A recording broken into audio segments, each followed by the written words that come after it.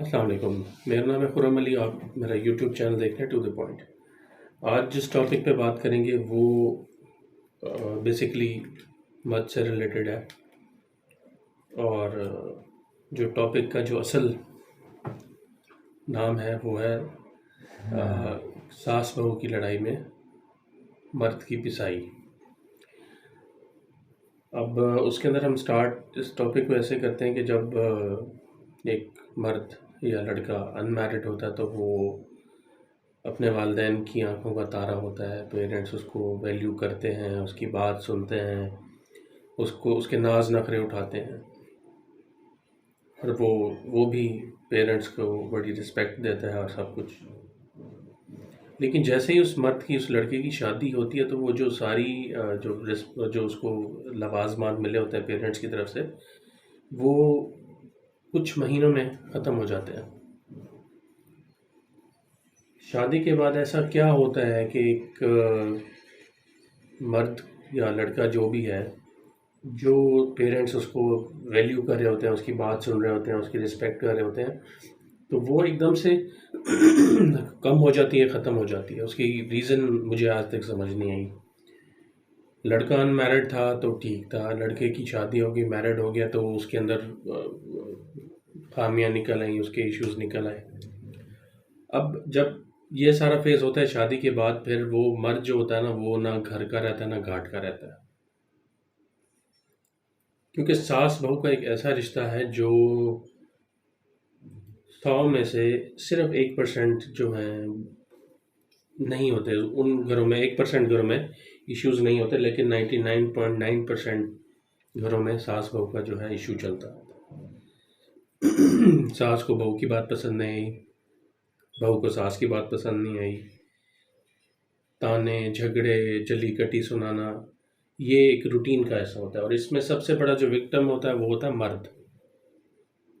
ना वो वालदा से कन्फ्रंटेशन चाहता है, ना वो अपनी बेगम से कन्फ्रंटेशन चाहता है, लेकिन सब चीज़ों का जो प्रेशर होता है वो सिर्फ मर्द पे होता है। किसको समझाए और किसको ना समझाए, किसकी सुने और किसकी ना सुने,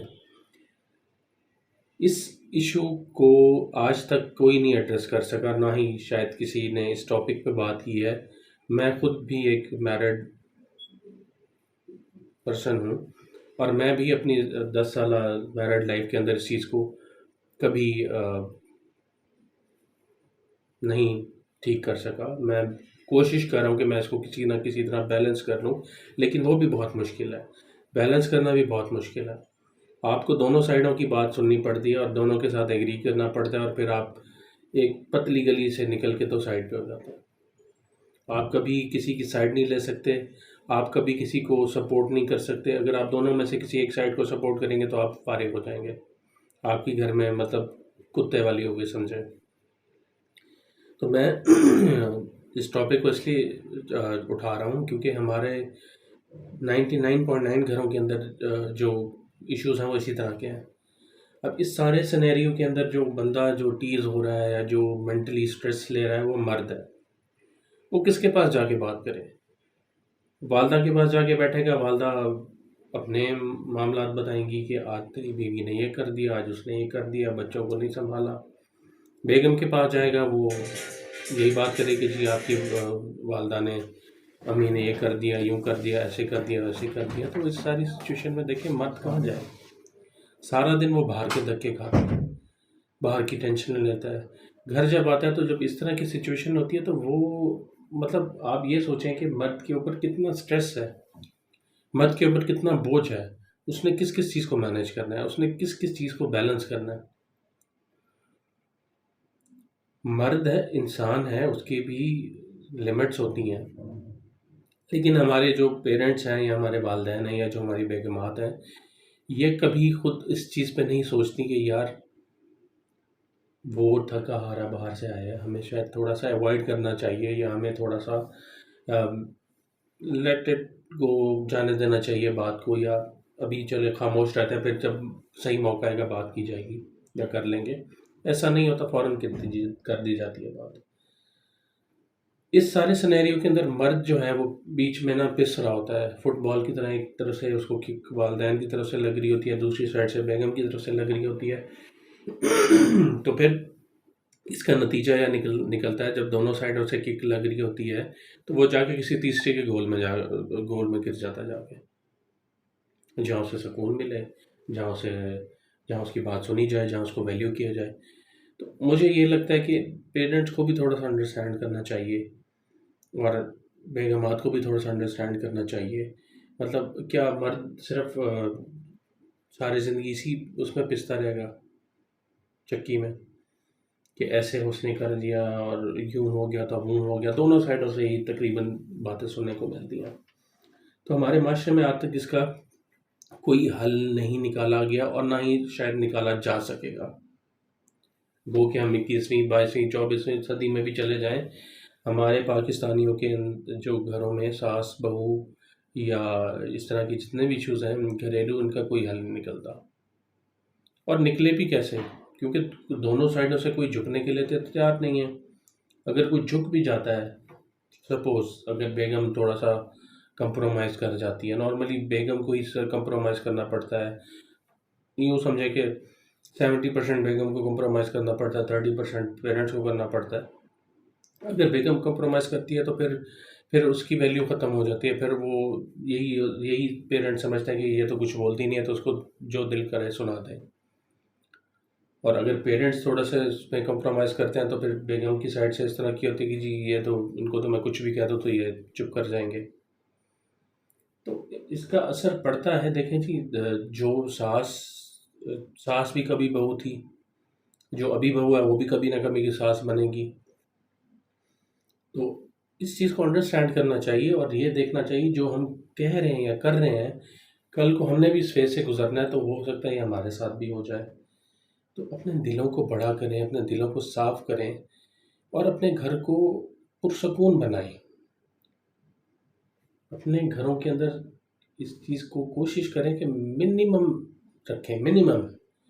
अगर देखिए, मैं एक उसकी मिसाल यूँ देता हूँ। मैंने एक ड्रामा देखा पाकिस्तानी, मुझे उसका नाम नहीं याद आ रहा। उसमें भी एक जॉइंट फैमिली का सिस्टम दिखाया गया था। उसमें जो सबसे अच्छी चीज़ मैंने नोट की, सास के दिल में जो जलीकटियाँ सुना रही है, लेकिन जो बहू है वो भी सुन रही है और उसको बुरा नहीं फील कर रही, साथ में वो रिस्पॉन्स दे रही है। दिल की बात दिल में नहीं रखी हुई, दिल में बोक्स पैदा नहीं किया हुआ, दिल में मैल नहीं रखी हुई। जो बात है मुंह पे करें और क्लियर करें मौके पे। सॉरी। अगर आप दिल में रखते रहते हैं या दिल में बोझ रखते रहते हैं, जमा करते रहते हैं, और फिर वो बढ़ता जाता है और वो किसी ना किसी दिन वो लावा बाहर निकल आता है। तो जिसके दिल में जो बात है फ़ौरन कहें, और तरीके से, मतलब एक तरीका होता है ना बात करने का। अब किसी को डिग्रेड भी नहीं करना, किसी को उसकी औकात भी नहीं दिखानी। तरीका होता है बात करने का, समझाने का और सुनने का। कुछ सुनने के भी कुछ तरीके होते हैं कि बात को किस तरह सुना कि जाए और किस तरह उस पर रिस्पॉन्ड किया जाए।